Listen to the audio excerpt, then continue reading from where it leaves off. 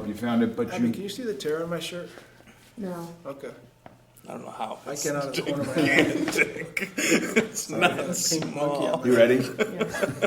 Funny I did it, but now I regret it. It's not small. It's basically your whole arm. Somebody replied to one of the videos and said, "Does Jason know that his arm is blown out?" Yeah, watch log number 10 when I ripped it open on purpose.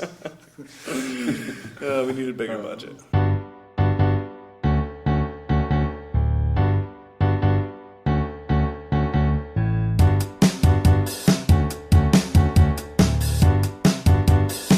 Hey, Sweethearts and Heroes family, it's Coach Spector here in the lab with Tom Murphy and Rick Yarosh, the Three Amigos of Sweethearts and Heroes.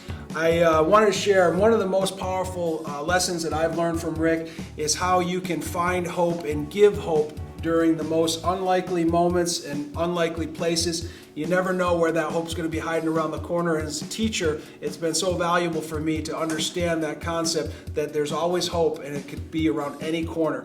Rick, can you talk about that story that you taught me and you continue to share in schools about where you can find hope? Absolutely. So my story of losing hope in a sense that no kid would accept me. And that was after I was out of the hospital when I looked scary to everyone, especially young children.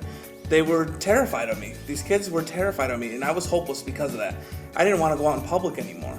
And hope came from an unlikely source, and it was a 5 or 6 year old little girl who came into my life that I never met before and I'll probably never meet again. And I was in San Antonio just after I got out of the hospital, in my wheelchair, bandaged on my legs, bandaged on my arms, open wounds on my face. I looked scary.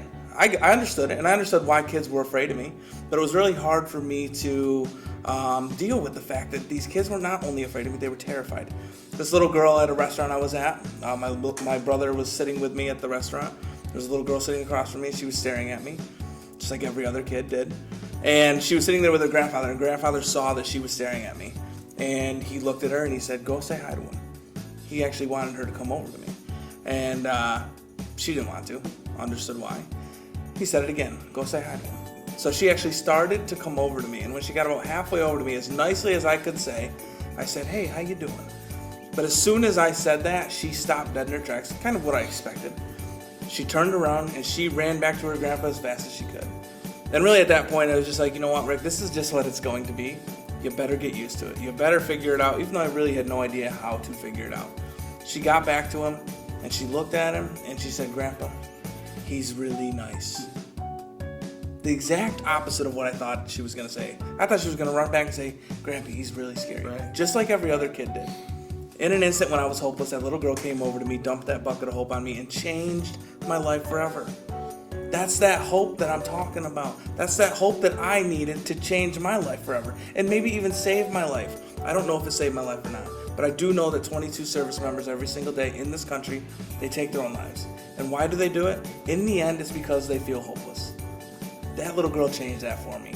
That's the power of hope, and that's the unlikely source that hope can even come from. Wow, man. You know, Rick Yarosh, his number one quote is that we all have hope inside of us that other people need. And most kids just haven't found it yet. They don't understand. And when I go to a school and this guy can teach middle schoolers and high schoolers that a 5-year-old has hope inside of them to change or save their lives, how come every single person doesn't? And Rick Yarosh is here to teach us that we all do. We all got that magic thing called hope inside of us. From Rick Yarosh in the lab.